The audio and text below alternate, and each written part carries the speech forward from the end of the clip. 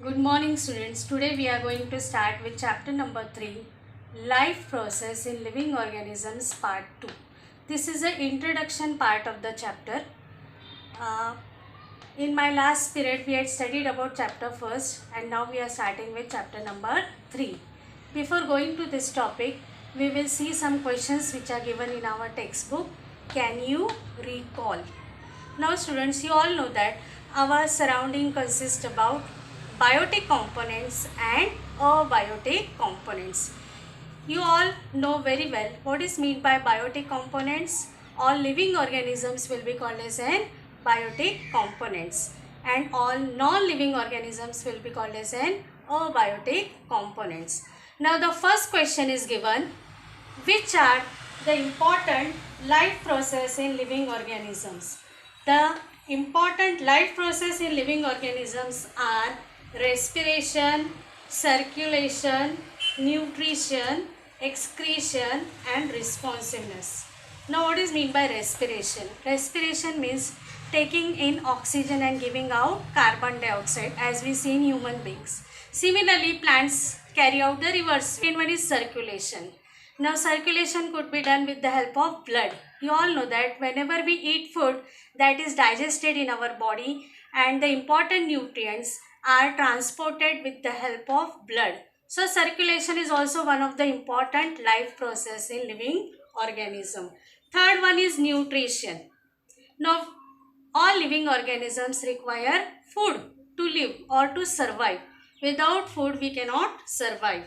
And next is excretion. Now whatever food we eat, the waste materials are created in our body and that waste materials should be removed out from that body. And this activity will be called as an excretion. And the last one is responsiveness to stimuli. Now students, we all give a response to stimuli, means heat, cold, all these sensations will be felt by us. So these all activities will be called as an life process. So this is the answer for the first question. Let's see the second one. Which life process are essential for production of energy required by the body? Now we all eat food, isn't it? What does our food contains? Food contains various types of nutrients. Which are they? Carbohydrates, proteins, fats and vitamins. That has to be that is present in the form of complex substance and that has to be converted into simple substances. In order to carry out into simple substances, we also respire. That means we take oxygen and oxygen brings about oxidation process in our body. So in order to digest the food, we carry out oxidation process. So that is why which type of life process is responsible? That is important. Respiration, circulation and nutrition. Nutrition means food. So these three process is very essential for the life to begin. Let's see now the third answer for third question. Which are the two main types of cell division? What are their differences? Now there are two types of cell division. One will be called as an mitosis. Mitosis occurs in somatic cells. Now what is meant by somatic cells?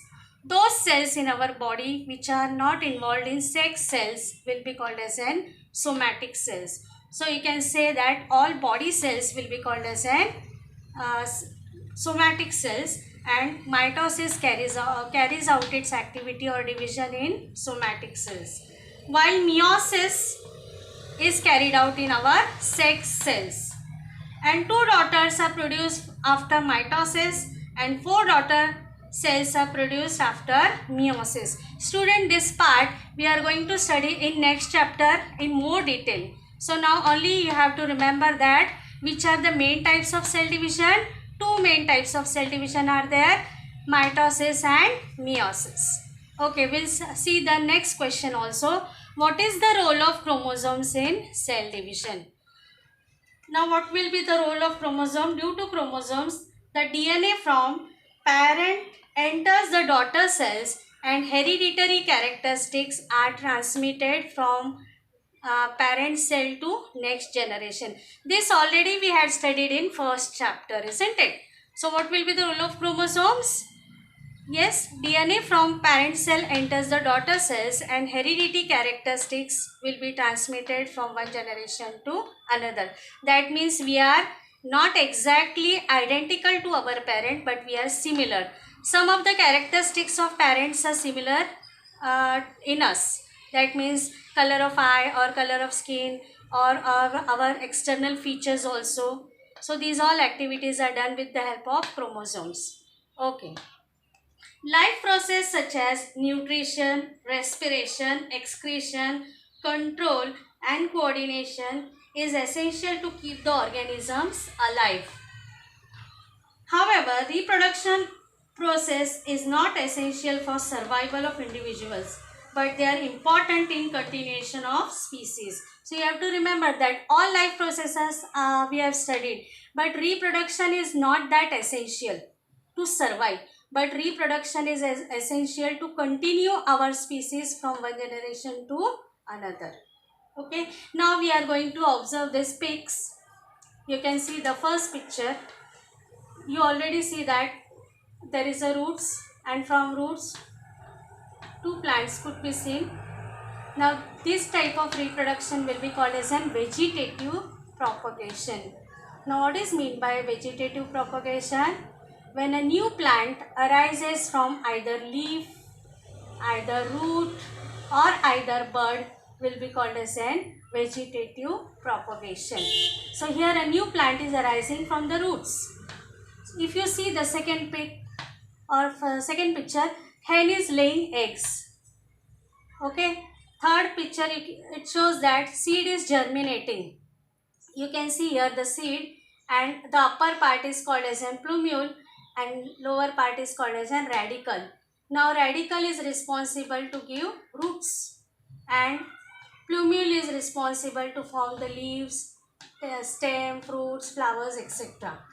And the fourth picture, if you see, it is a picture of cell division or binary fission. You can see here the paramecium, and paramecium undergoes cytoplasmic division, and here there is a constriction you can see, and two paramecium would be produced by cell division. So this is called as an binary fission. Okay, so all these four pictures, what does it show? It shows the different types of reproduction. So reproduction is necessary to survive or to survive the species from one generation to another. Further topic, that is, can you tell what do you mean by maintenance of species? Now species tries to reproduce of its own kind. That means mango tree will give rise to another mango tree, or human beings will give rise to next generation of human beings. That means each species tries to reproduce its own kind, and that will be called as a maintenance of species. Second question, whether the new organism is genetically exactly similar to earlier one that has produced from it? No. During sexual reproduction, we are not exactly identical to our parents. Why? Because in us, which type of activity occurs? Transcription, translation and translocation. This all we have studied in our chapter first. So because of these three processes, we do not exactly look identical to our parents. We look similar. But in asexual reproduction, we can say that we are exactly identical to our parent during asexual reproduction.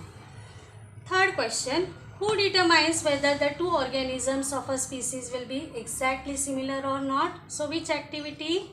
Sexual reproduction and asexual reproduction.